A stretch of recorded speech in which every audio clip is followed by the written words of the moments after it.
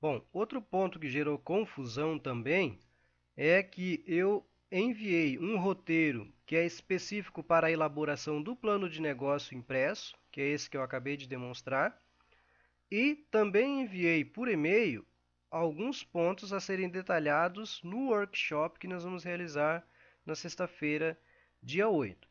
Esses pontos, esse roteiro é específico para a elaboração da apresentação. Para a constituição do material impresso, eu vou observar esse roteiro com todos esses pontos. Vejam que no encontro, no workshop, nós vamos trabalhar com alguns pontos bem mais resumidos, e como é uma apresentação curta, é algo em torno de 10 minutos para cada apresentação, então nós temos que ser bastante sucintos ao comentar cada um desses tópicos. Eu fiz uma apresentação aqui a título de exemplo para aqueles que ainda não conseguiram organizar as ideias ou não sabem que nível de detalhamento é importante utilizar na apresentação. Então eu vou fazer essa apresentação como se fosse a apresentação de uma das empresas que nós estamos elaborando. Então eu tenho aqui a empresa Exemplo SA, que vem apresentar o seu plano de negócio. Essa apresentação, aliás, ela será composta pelos seguintes pontos. Eu estarei falando das atividades da empresa, do mercado, do perfil e número estimado de clientes, perfil e número estimado de concorrentes, principais fornecedores e canais logísticos, canais de distribuição, estrutura necessária para as operações, faturamento estimado, custo estimado dos produtos e serviços, despesas operacionais previstas, retorno esperado e investimento necessário. Inicialmente vamos falar sobre a atividade da empresa. Então a atividade escolhida é o ramo literário. Nós vamos trabalhar com livros, revistas, manuais técnicos e similares. Então, eu poderia resumidamente dizer que é uma livraria. O mercado para essa empresa tem as seguintes características. Aqui eu estou trabalhando com dados de 2012. Infelizmente, não consegui, nesse tempo curto, localizar dados mais atuais, mas já dá para se ter uma ideia do tamanho desse mercado ou do tamanho do mercado no qual a empresa pretende atuar. Segundo o Sindicato Nacional dos Editores de Livros da Câmara Brasileira de Livros, no ano de 2012, as vendas no mercado editorial alcançaram 479 milhões 970 mil exemplares, representando um faturamento de 5,3 bilhões. Nesse mesmo ano, haviam, segundo a pesquisa Retratos da Leitura no Brasil, 88,2 milhões de leitores no país, de um total de 178 milhões de brasileiros com mais de 5 anos de idade. Aqui são alguns critérios para se definir se uma pessoa é leitora ou não. Primeiro, que são considerados apenas pessoas acima de 5 anos. E depois, verifica-se se nos últimos 3 meses essa pessoa leu pelo menos um livro. Então, com isso, chegou-se a um número de 88,2 milhões de leitores no país no ano de 2012. Um número bastante considerável, que vem desmistificar um pouco aquela ideia de que o brasileiro não gosta de ler e outras nesse sentido.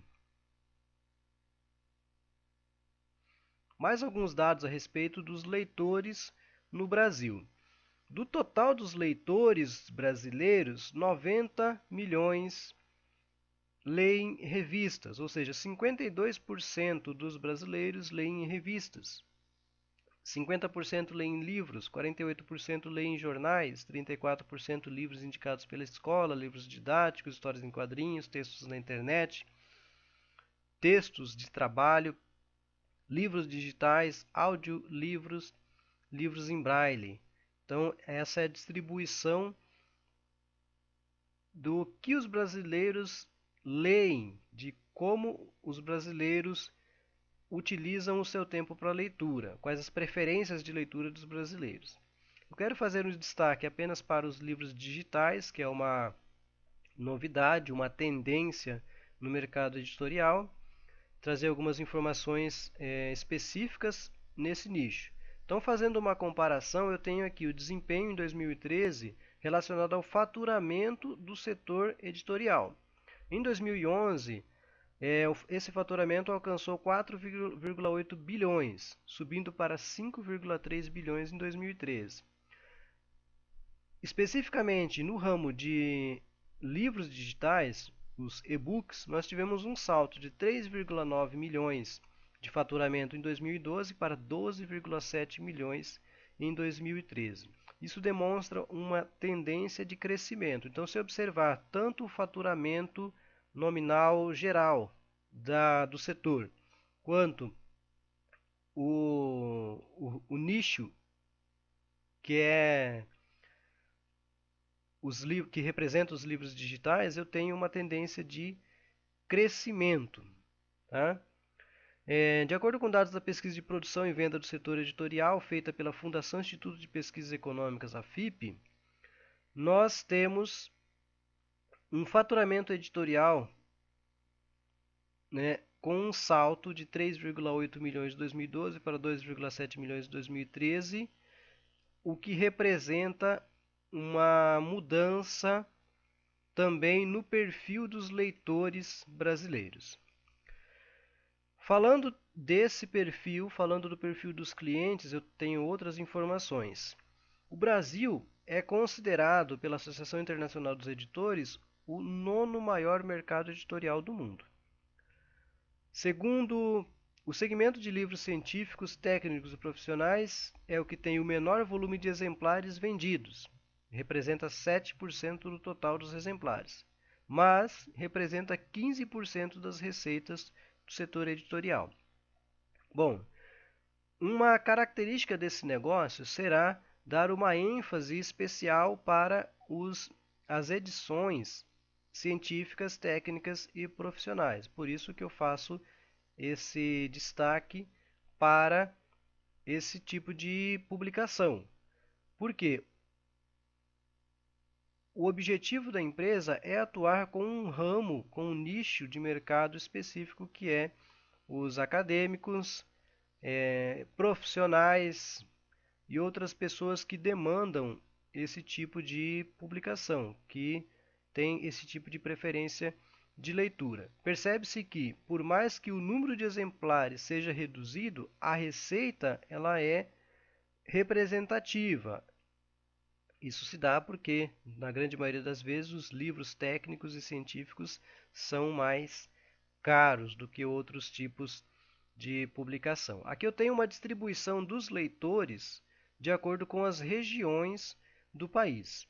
Então, 67% dos leitores estão concentrados no Sudeste, enquanto que no Centro-Oeste, 9,2% dos leitores estão presentes.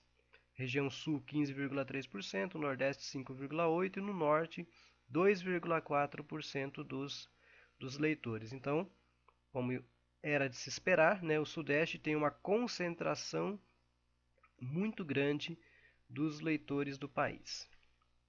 Aqui eu faço uma distribuição dos leitores por classe econômica.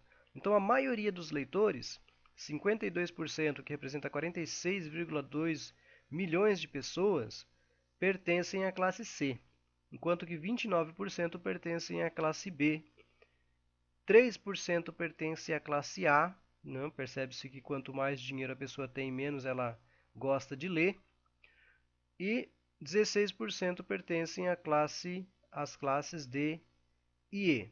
Tá? O principal nicho é a classe C. O público mais numeroso pertence então à classe C. E a classe C é justamente onde estão concentrados os estudantes, os acadêmicos, os pesquisadores, profissionais de nível superior, certo? Pelo menos no estágio inicial de carreira, onde precisam de uma qualificação para aumentar os seus ganhos. Lembrando que essa classificação, essa divisão em classes, ela acontece de acordo com a faixa de renda. Então, eu posso ter algumas discrepâncias. Por exemplo, na classe A, eu posso ter pessoas extremamente cultas, mas eu também posso ter pessoas extremamente ignorantes, que ganham muito dinheiro, tá? Enquanto que na classe D e E, também eu posso ter pessoas que não praticam leitura, mas pessoas que leem muito e são muito cultas, mas que não têm uma renda, é, uma renda elevada. Bom, aqui eu vou falar ainda sobre essa distribuição dos clientes, agora por regiões do país, falando primeiro que houve uma diminuição no número de leitores no Brasil do ano de 2007 para o ano de 2011. Percebe-se que aqui eu tenho 95 milhões de leitores, que representavam 55% da população, e em 2011 eu tenho 50% de leitores. Aqui 50% da população acima de 5 anos, que poderia ser considerado leitora. Tá? Essa distribuição é dividida ainda entre 57% de mulheres, 43% de homens, então as mulheres leem mais do que os homens. Aqui eu tenho uma distribuição por faixa etária, então as pessoas leem mais quando estão entre os 30 e os 39 anos. 16% dos leitores têm entre 30 e 39 anos. 14% tem entre 5 e 10 anos, que é no período de alfabetização, e 14% entre 18 e 24 anos, porque também é o período que nós estamos na faculdade, então os professores obrigam a leitura e não tem como escapar. E também porque nesse período eu preciso me qualificar para o mercado de trabalho, então demanda um volume de leitura bastante grande. Depois nós temos uma distribuição praticamente homogênea entre as demais faixas, reduzindo bastante com mais de 70 anos. Aqui eu tenho uma distribuição dos leitores por região. Então, a penetração da leitura, o percentual de leitores em relação ao total da população por região é distribuído dessa maneira. No Sudeste, 50% da população é leitora, que é exatamente a média do Brasil. A média nacional é 50% da população é formada por leitores.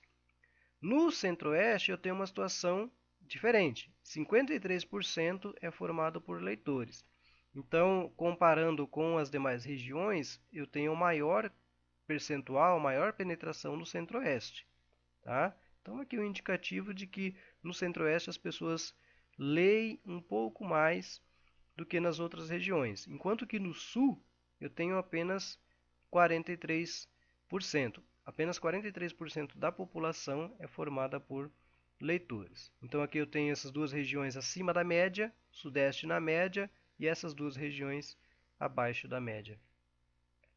Os principais concorrentes do nosso negócio seriam todas aquelas empresas que possam vir a comercializar produtos similares ou produtos substitutos por qualquer canal, seja ele físico, seja via e-commerce, sites na internet, catálogos, representantes,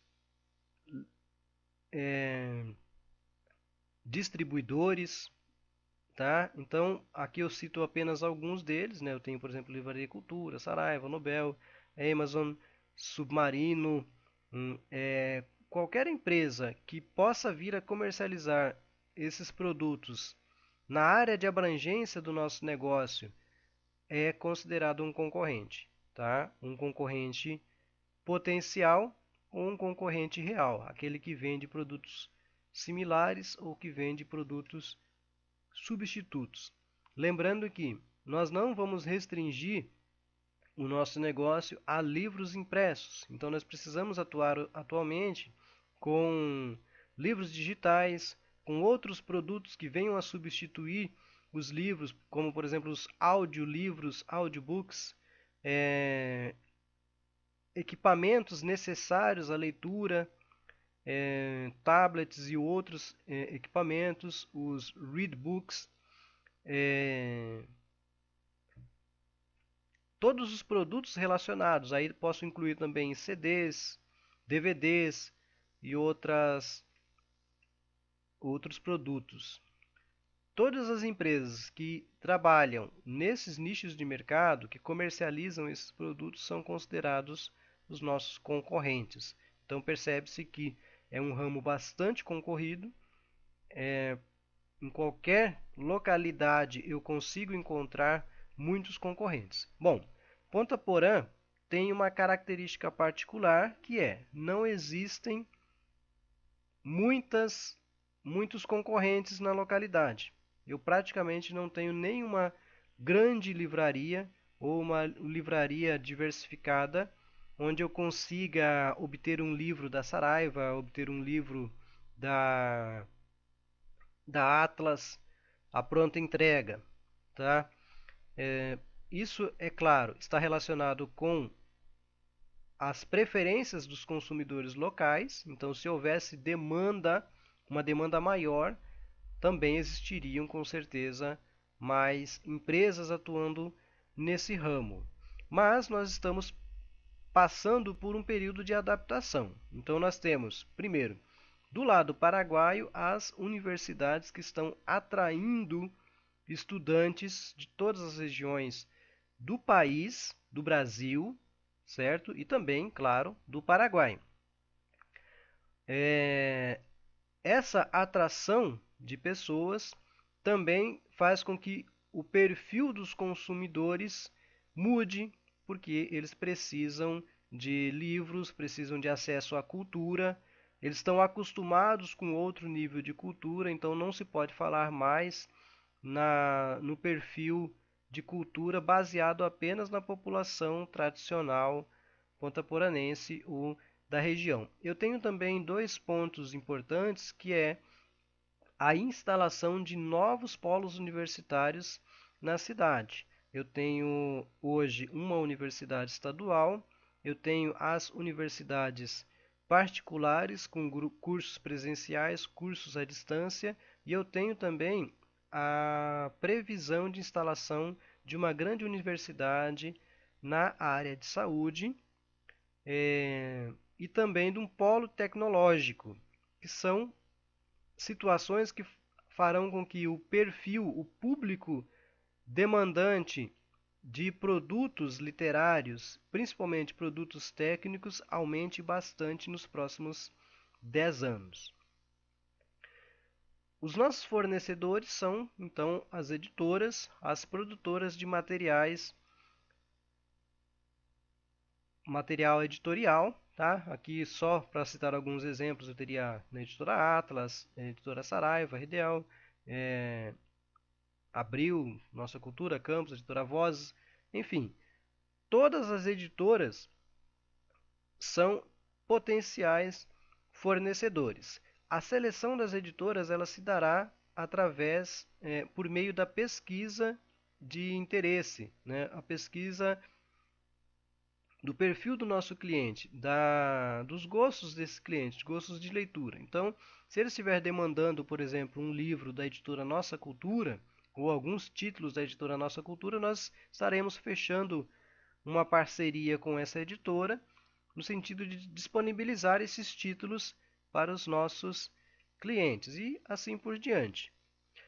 Também as editoras trabalham com promoções, com realização de eventos de divulgação dos lançamentos e também dos seus autores. Nós estaremos trazendo esses eventos para a nossa cidade, e aí isso já vai influenciar também na estrutura física que nós precisamos manter para que aconteçam esses eventos dentro da nossa empresa, tá? Fazendo com que aumente até a difusão da leitura na localidade. Os nossos canais de distribuição eleitos serão todos os canais disponíveis.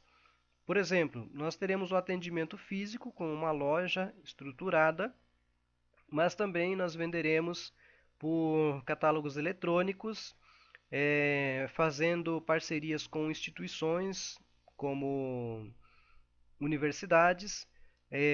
Nós teremos os nossos representantes de vendas que estarão distribuindo os nossos produtos ou levando os nossos produtos em localidades mais distantes e também as vendas pela internet. Como nós não seremos editores, não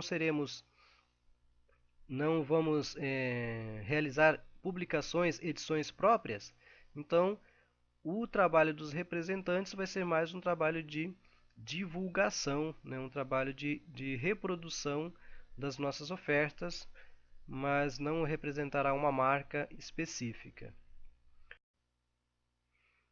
Bom, falando da estrutura necessária para o negócio, eu preciso dispor de um local agradável onde os clientes entrem para uma experiência, para um momento tranquilo, um momento em que eles possam folhear os livros, ter contato com as novidades, com os principais autores, com os principais lançamentos, mas que eles também encontrem aquele material necessário para a sua qualificação, né? Por exemplo, falando dos livros técnicos, que eu possa dispor de um acervo bastante completo, onde as pessoas procurem vários títulos de várias editoras e consigam encontrar, onde eu possa comparar títulos de várias editoras. Por exemplo, eu preciso de um livro de estrutura e análise das demonstrações financeiras. Então eu vou comparar a estrutura de um livro da Atlas com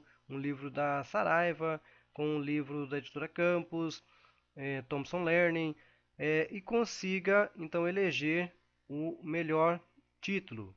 Essa estrutura tem que dispor de tecnologias que possibilitem ao cliente verificar se existe determinado título no acervo, quais são os títulos para uma determinada necessidade. Então eu preciso de recursos tecnológicos, terminais de computador espalhados pela loja. Como precisa ser esse ambiente tranquilo, então eu tenho que ter um espaço com poltronas onde o cliente possa se sentar, possa passar alguns minutos. Nós estamos planejando inserir também no espaço um pequeno café, tá? Porque para proporcionar a experiência mais agradável possível para os nossos clientes. Falando de mobiliário, termos técnicos, eu preciso de prateleiras, de displayers, os computadores, um espaço para armazenamento, uma central de comunicação para que eu consiga gerenciar o estoque sem que existam falhas. Por exemplo, o livro está lá estocado, mas o cliente não consegue localizar, o cliente não consegue adquirir esse livro, sendo que a empresa possui. Também uma comunicação direta com os representantes, com um controle muito fino e muito rígido do fluxo dos estoques. Os produtos têm que estar disponíveis para os clientes no momento em que ele necessitar desse produto. Quando muito, nós estaremos fazendo encomendas com um prazo curtíssimo de entrega, entre 3 a 5 dias. Toda essa tecnologia tem que ser montada então num espaço amplo, num espaço agradável, um espaço tranquilo que proporcione essa experiência para os nossos clientes. Aqui eu quero falar um pouquinho sobre os dados da estrutura. Então, pretende-se construir uma sala de 250 metros quadrados, um espaço de 250 metros quadrados, onde terei estantes, expositores, poltronas e computadores dispostos da melhor maneira. A viabilidade econômica da empresa traz os seguintes dados. Nós estamos estimando um faturamento de R$ 100.000, custo dos produtos e serviços 60 mil, despesas operacionais previstas, despesas operacionais previstas 20 mil, retorno esperado 20%, investimento necessário 358 mil. Então nós estamos falando é, algo em torno de 18 meses de retorno, de tempo estimado para o retorno do investimento, tá?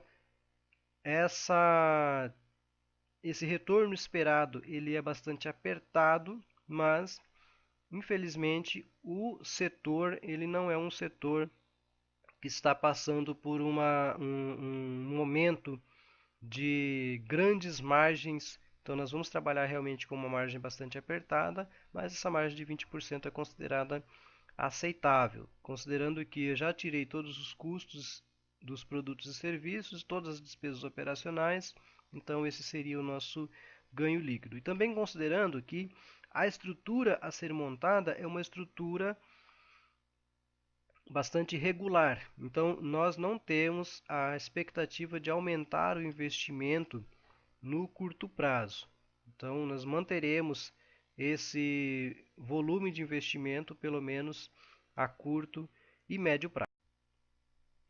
Bom, tivemos aí então um exemplo de uma apresentação. Na verdade, eu acabei sendo mais minucioso, mais detalhista do que o necessário. Extrapolei um pouco o tempo de 10 minutos, vocês podem ser mais sucintos na apresentação. Espero que tenha facilitado agora a compreensão e o entendimento sobre como nós devemos elaborar essa apresentação, quais são os pontos a serem apresentados e como eu devo apresentar cada um desses pontos.